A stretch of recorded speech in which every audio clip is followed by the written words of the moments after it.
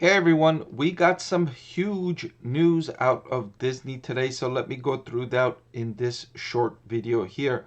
So the big news was that the company is developing plans to accelerate and expand investments in its Disney Parks and Entertainment segment. So compared to the previous 10-year period, they're going to double the investment. That's going to be nearly $60 billion in aggregate over the next 10 years, including investing in and expanding its domestic and international theme parks, its cruise line capacity, maybe more cruise ships, and prioritizing projects anticipated to generate strong returns. Now, the initial reaction from stock market participants was not good.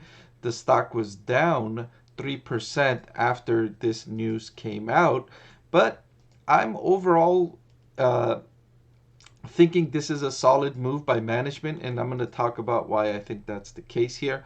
So let's look at the Disney's theme park segment, the theme park and experiences segment here in 2022 compared to 2021. And this revenue increased by 73% to 28.7 billion. That was up from 16.5 billion in the same time the prior year.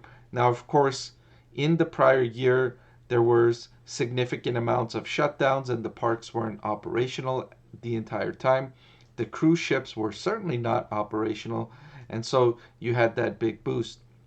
Still, if we just look at operating income and you look at $7.9 billion in total operating income compared to 28.7 billion in revenue, that's a higher than 25% operating profit margin for this segment alone. So this segment is a highly profitable segment, way more so than in any other part of its business, including the streaming, including the cable segment. So typically what you like to see from a company is for it to be spending more money investing in the areas of its business that generate the most profit, right? You see a segment that's very profitable, you want them to double down on that segment. You don't want them going into segments with lower profitability. And so I like that Disney is investing in this segment because it's so profitable, it's so lucrative, and it's a competitive advantage. It would be difficult for any of its rivals to match Disney in the theme park segment because of the unique intellectual property, right? Only Disney has Mickey Mouse. Only Disney has Minnie Mouse. And so a rival cannot replicate that. It's unique, it's intellectual property, so it has that competitive advantage combined with its experience of operating these parks so profitably for so many decades. It's arguably in the best position to win in this segment. So I like Disney investing in this segment, expanding and protecting this competitive advantage. Furthermore, consumers are absolutely unleashing this pent-up demand for away from home experiences, and I don't suspect this is going to end anytime soon. What I have here pulled up is Disney's parks and hotels and customer spending in each segment. So you could see per capita guest spending at the domestic theme parks increased by 17% in 2021, and then it increased again by 13% in 2022. And if I was to show you so far in 2023, you would see further increases from here. And so if you compare guest spending from 2019 until now, you'd see spending is up by more than 30% per guest when they visit a theme park. And that's comprehensive, including ticket prices, parking, food consumption, all of that. So when people are going to the theme parks, they're spending a lot more money. And the same is true in the international segment. It was up 21% in 2022.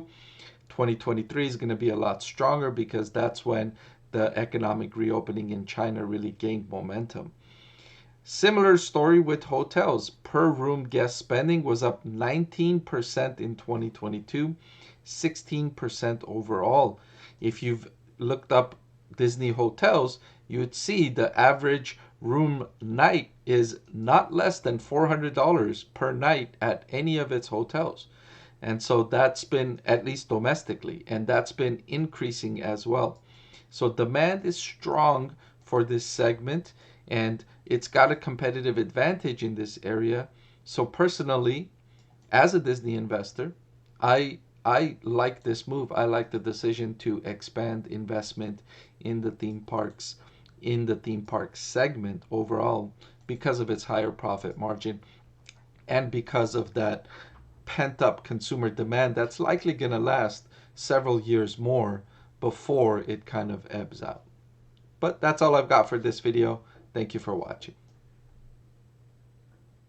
I want to thank the Motley Fool for sponsoring this video. Visit fool.com/Parkev for the 10 best stocks to buy now.